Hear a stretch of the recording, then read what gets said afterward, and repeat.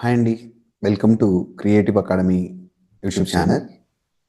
ఈ వీడియోలో మనం మైక్రోసాఫ్ట్ పవర్ పాయింట్లోని డిజైన్ ట్యాబ్లోని ఆప్షన్స్ ఎలా పనిచేస్తాయో చూద్దాం. ఈ డిజైన్ ట్యాబ్లో మొదటిగా మనకు themes group, variants group, customise group మరియు డిజైనర్ గ్రూప్ మొత్తం 4 గ్రూప్స్ ఉన్నాయి. సో ఈ ఫస్ట్ డిజైనర్ గ్రూప్లో మనకి ఏవైతే ఇక్కడ డిఫరెంట్ టైప్స్ ఆఫ్ డిజైన్స్ కనబడుతున్నాయో, ఈ డిజైన్ని బేస్ చేసుకుని ఏ డిజైన్, సపోజ్ నేను ఈ డిజైన్ సెలెక్ట్ చేసుకున్నాను. సో డిజైన్ ఏదైతే నేను సెలెక్ట్ చేసుకుంటున్నానో ఆ డిజైన్లో మనకి ఏమవుతుంది, మనం ఆ స్లైడ్ని మనం ఎలాంటి డిజైన్ కావాలంటే అలాంటి డిజైన్ మనం తీసుకోవచ్చు. రైట్. సో దీనికి మళ్ళీ ఎప్పుడైతే మనం డిజైన్ సెలెక్ట్ చేసుకుంటామో ఆటోమేటిక్గా డిజైనర్ ఎనేబుల్ అవుతుంది. ఆ డిజైనర్ మనం ఏదైతే హోమ్ ట్యాబ్లో మనకి డిజైనర్ ఉందో అది మనకి డిజైన్ ట్యాబ్లో కూడా ఉంటుంది. ఇది మనకు ఉన్నటువంటి కంటెంట్ని బట్టి కొన్ని ఏఐ జనరేటెడ్ డిజైన్స్ అయితే మనకి ఇస్తుంది. ఆ డిజైన్స్లో మనకి ఏ డిజైన్ కావాలంటే ఆ డిజైన్ మనం సెలెక్ట్ చేసుకోవచ్చు. ఆ ఫార్మాట్లో ఏదైతే ఉందో ఆ ఫార్మాట్లో మనకి నచ్చిన విధంగా ఇక్కడ ఉన్నటువంటి ఏ డిజైన్ అయినా కూడా మనం తీసేసుకోవచ్చు. ఆ డిజైన్ ఆటోమేటిక్గా మన స్లైడ్ మీద అప్లై అయిపోతుంది. ఇలా ఏవైతే సపోజ్ నాకు ఈ 2 స్లైడ్స్ ఉన్నాయి, ఈ ఒక్క స్లైడ్కి మాత్రమే ఈ డిజైన్ అప్లై అవ్వాలి అనుకున్నాను. ఈ డిజైన్ అప్లై అవ్వాలంటే రైట్ క్లిక్ చేసి అప్లై టు సెలెక్టెడ్ స్లైడ్స్ తీసుకుంటే ఆ ఒక్క స్లైడ్కి మాత్రమే అప్లై అయిపోతుంది. ప్రీవియస్ సెలెక్ట్ చేసినటువంటి డిజైన్ తర్వాత స్లైడ్కి ఉంది, ఇప్పుడు సెలెక్ట్ చేసినటువంటి డిజైన్ దీనికి. సపోజ్ ఈ ఒక్క స్లైడ్కి నేను ఈ డిజైన్ ఇద్దాం అనుకుంటున్నాను, అప్పుడు దాన్ని సెలెక్ట్ చేసి ఆ స్లైడ్ సెలెక్షన్లో ఉండాలి అప్లై టు సెలెక్టెడ్ స్లైడ్స్ ఉంది. ఇలా కాకుండా కొన్ని మ్యాచింగ్ స్లైడ్స్ ఉంటాయి. Ctrl+M మనకి న్యూ షార్ట్ కట్ ఉంది. సపోజ్ ఇప్పుడు దీనికి ఏదైతే మనం స్టైలింగ్ అప్లై చేస్తున్నాం, సపోజ్ నేను ఈ స్టైలింగ్ అప్లై చేద్దాం అనుకుంటున్నాను, లేకపోతే ఈ స్టైలింగ్ అప్లై చేద్దాం అనుకుంటున్నాను. సో రైట్ క్లిక్ కొట్టి అప్లై టు మ్యాచింగ్ స్లైడ్స్ అనగానే ఆటోమేటిక్గా ఏవైతే అదే స్లైడ్ థీమ్లో ఉన్నాయో అవి ఆటోమేటిక్గా మారిపోతాయి.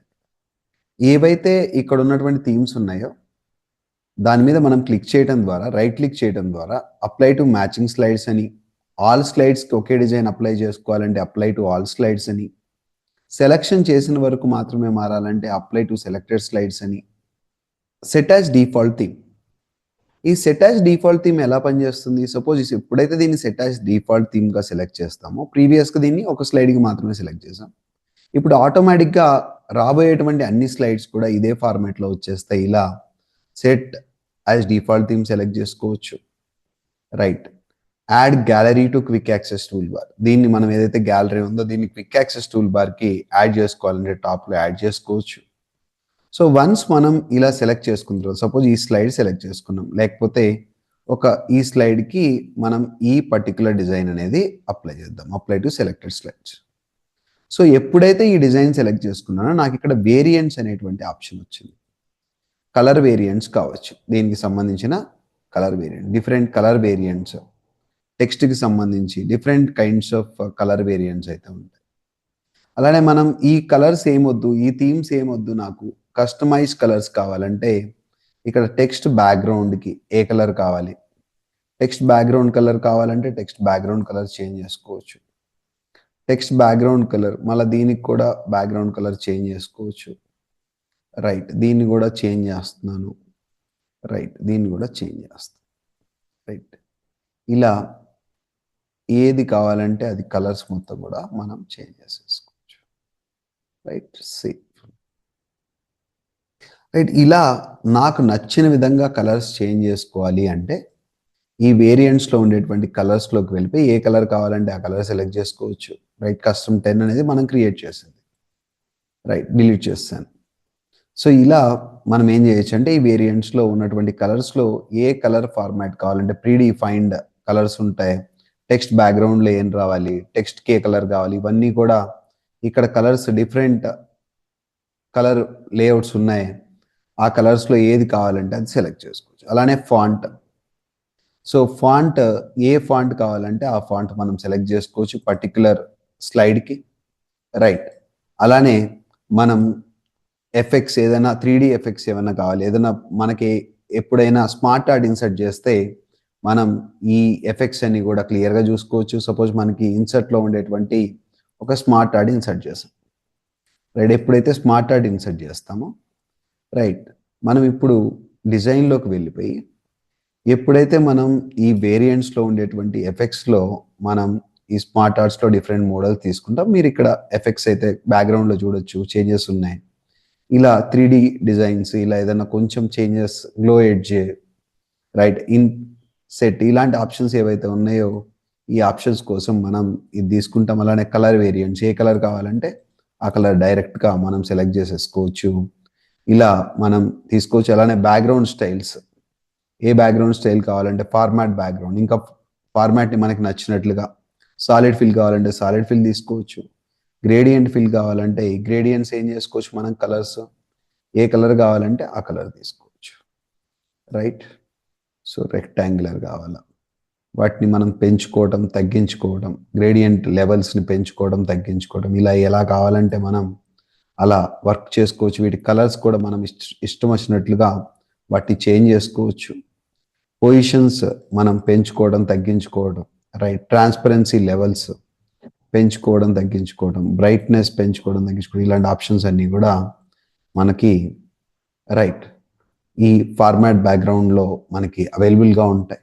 ఈ వేరియంట్స్లో ఉన్నటువంటి బ్యాక్గ్రౌండ్ స్టైల్స్లో ఉన్నటువంటి బ్యాక్గ్రౌండ్స్ కాకుండా మనకి ఏదన్నా మనకి నచ్చిన విధంగా సెలెక్ట్ చేసుకోవాలంటే ఈ వేరియంట్స్లో ఆప్షన్స్ ఉంటాయి.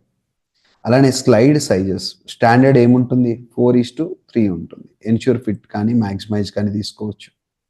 అలా కాదు, నాకు వైడ్ స్క్రీన్లో ప్రొజెక్టర్స్లో కానీ ఎప్పుడైనా మనం వీడియో రికార్డింగ్స్లో కానీ అలా నీట్గా ఉండాలంటే మనం 16:9 తీసుకుంటే డిఫాల్ట్గా వైడ్ స్క్రీన్ ఉంటే ఎప్పుడైనా కూడా అన్ని ఫార్మాట్స్కి కరెక్ట్గా సరిపోతుంది. మనం ఫార్మాట్ బ్యాక్గ్రౌండ్, సాలిడ్ ఫిల్ కావాలంటే సాలిడ్ ఫిల్ తీసుకోవచ్చు, గ్రేడియంట్ ఫిల్ కావాలంటే gradient fill, picture are texture file, right. Texture ఎలా కావాలంటే అలా డిఫరెంట్ కైండ్స్ ఆఫ్ టెక్స్చర్స్ ఉంటాయి, ఏది కావాలంటే అది మనం తీసుకోవచ్చు, రైట్. అలానే patterns, different kinds of patterns ఉంటాయి. ఈ ప్యాటర్న్స్లో ఏ ప్యాటర్న్ కావాలంటే ఆ ప్యాటర్న్ సెలెక్ట్ చేసుకోవచ్చు, రైట్. హైడ్ బ్యాక్గ్రౌండ్ గ్రాఫిక్స్, బ్యాక్గ్రౌండ్లో ఏదైనా గ్రాఫిక్స్ ఉంటే వాటిని హైడ్ చేయడానికి ఈ ఆప్షన్ వాడతాం. ఇలా ఫోర్గ్రౌండ్లో ఏముండాలి, కలర్, రైట్. బ్యాక్గ్రౌండ్లో ఏముండాలి, కలర్, ఇలాంటివన్నీ కూడా మనం ఈజీగా మోడిఫై చేసుకోవడానికి ఉపయోగపడతాయి, రైట్. మొత్తం తీసేయడానికి రీసెట్ బ్యాక్గ్రౌండ్ వాడతాం. అలానే ఈ డిజైనర్ ఎలా ఉపయోగపడుతుందంటే మనం ఏదైతే టెక్స్ట్ ఉంటుందో ఆ టెక్స్ట్ని బేస్ చేసుకొని డిఫరెంట్ ప్రీడిఫైన్డ్ డిజైన్స్ అయితే మనకి ఇస్తుంది.